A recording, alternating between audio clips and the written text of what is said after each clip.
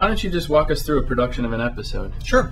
Yeah, I'm glad you're asking that, because I think we do some tricks to make people think things that aren't necessarily the case, and I'm happy to reveal how we actually do it, because people always say, "Oh, well, you must be there for months. You must go back multiple times." No,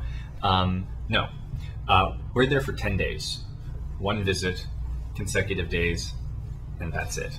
And this is a perfect time to ask me this question, because literally on Friday I leave for Mumbai to begin the next season. So perfect example is Mumbai. The architects, SOM, Skidmore, Owens and Merrill, who I know because we've done projects with theirs in the past. They're the architects of Tower 1 and Ground Zero, so we're very involved with them for this new show we're doing called The Rising. And so SOM says to me, "Danny, we have this killer project, check it out. What do you think? It's Mumbai, super big international terminal, zillions of people, Slumdog Millionaire, crazy design, check it out." So we look at it, we check out the renderings, we hear about the design, we say to ourselves, we're into it, we love it. Yeah. So we begin our research phase. We spend about 4 weeks researching the project, talking to the architects, talking to the owners, talking to the construction managers, and also most importantly, begging for access, because we also need to get the ability to go in there and make TV for a week. We lined it all up, everything worked. About 2 weeks ago we got it, the visa process begins, the visas are in, I'm on a plane on Friday. So on Friday I leave, I'll spend 10 days in India. And during those 10 days we'll probably shoot between 8 and 9 days, literally running around every inch of the construction site. We have a plan of what we want to do. We have a sense by talking to the construction management team where they're at. But if you ever tried to redo your bathroom, you don't know what's going to be happening 4 days from now, let alone 4 weeks from now. So we hope there'll be a lot of activity going on. So we'll spend 10 days shooting. And the hope is to get into every nook and cranny that will help us both kind of celebrate what's innovative about the design, but what's also unique about the culture. So we want to get into what's the existing airport like in India? What are the conditions they're responding to, and what are they trying to make better? So 10 days, myself, my cameraman Jason, will fly. And by the way, I should also tell you that we are a very small crew. There's myself, host and producer, Jason Longo, director of photography. We'll have a producer with us, in this case a wonderful guy named Steven. We'll have a sound man with us, and that's it. We're a team of 4. We're very, very small. We're one camera crew. We're there for 10 days. We'll give the tapes to Steven, our incredible producer, who will then take the tapes back to Powderhouse Productions in Boston, where they'll start editing the show. I'll then fly on to the next episode, which in this case will be the 2nd Avenue subway in New York City. And then for the next 8 weeks, after we get back, Steven, our editor, and myself will be working to go through the tapes to take essentially about 20 hours of footage and compress it into 47 minutes. And all the while, maintain the integrity of the content, really describe the things we're trying to get at, make the show fun, make it compelling, make it honest, and that's it. And so the whole thing goes from 4 weeks of research, 2 weeks of shooting, 8 weeks of editing and writing, and then it's on TV. And they stuff it full of commercials and animation and voiceover and the whole thing. And so we're going to do that essentially, that same thing I just described, we'll do it 10 times straight. And the way we do them quickly, or we try to do them quickly, is that I generally will go from country to country. So in this case, I'll go from India back to New York to shoot the New York show. I'll go straight from New York to London to do our next show about the Aquatic Center, an amazing building designed by Zaha Hadid for the new Olympics in London. And so we more or less go straight from country to country, and then we have a kind of staggering team of post-production, editing and writing and animating the shows.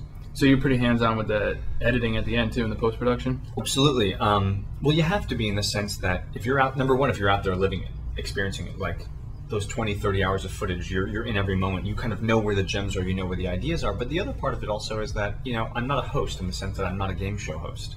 Like there are no cue cards. These ideas are as much my own as they are the producers.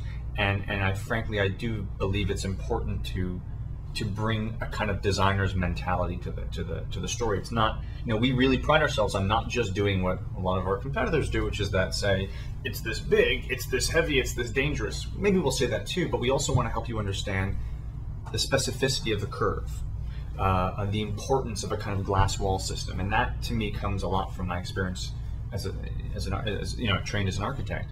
And so I am pretty hands-on, probably much to the editor's chagrin at times. Maybe I'm too hands-on, but I think we have at Powderhouse Productions we have a kind of an amazing, wonderful family. We've been making the show together for 4 years now. So yeah. And this is technically a spin-off, would you say, of Extreme Engineering, right? I mean, that's what people say. Yeah, I mean, I guess so. Like when I got the job initially, Extreme Engineering was a kind of an unhosted construction documentary. Yeah. It was what you just talked about. We're going to tell you all about the size, weight, and height, and this and that. And this is awesome, but totally. Yeah. And it was a cool show for what it was. I don't think it was really engrossed in the content. I think it was more about construction. It didn't have a life, though. I didn't as much as this does. Yeah, I wasn't a massive fan of it. When I got my job, they said, put him in front of the camera on Extreme Engineering, see what happens. And so I hosted 6 episodes of Extreme Engineering, and I I look back at those and I'm a bit embarrassed. I mean, I didn't know what I was doing. It was a bit of a spaz. We didn't know it. No one. I mean, there wasn't at that point a hosted construction format. There was no precedent. So we didn't know. Really, it was like, all right, follow the kid around, see what trouble he gets into. And so really, it was just, I was in grad school still. I was, I hadn't spent much time on a construction site. Anyway, we shot those episodes, but as rough as they were, I think Discovery saw something in them and said to me, as soon as I graduated, I went back, finished my thesis, graduated with my master's, and then Discovery said, do you want to try it again? We'll give you your own show. We'll start from scratch.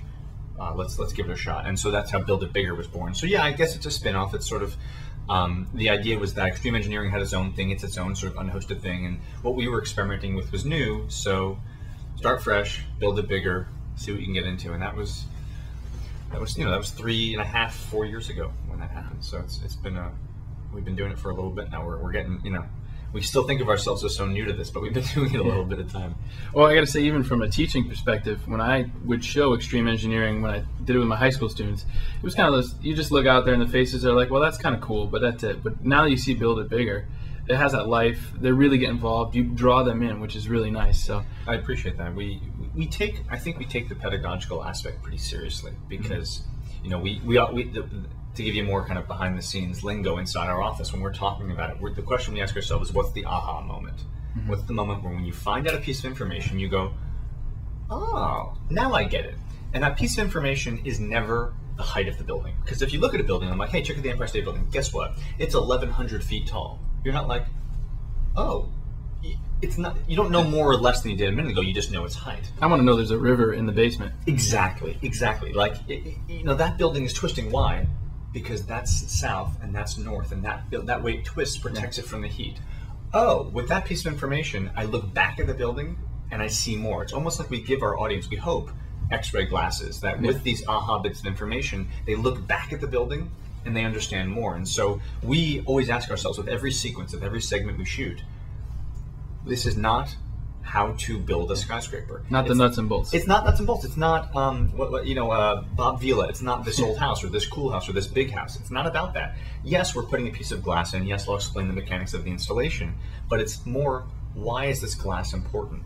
How does this glass make this atrium transform the building? So we always want to give you a taste of the nuts and bolts, but we always pull back. Mm-hmm. And we want to think about the kind of the bigger ideas, not necessarily the kind of like, and now the window's installed. It's not about that. No, I still love Tom Silva. So no, I mean, yeah. I think for when you rip apart your bathroom, you need to know that exactly. And but if you want to put in like a geothermal system, and God knows I've done it on some projects. I wish I knew more about it, and I'm glad some shows will actually show you how to do that. Yeah. We just go a different route.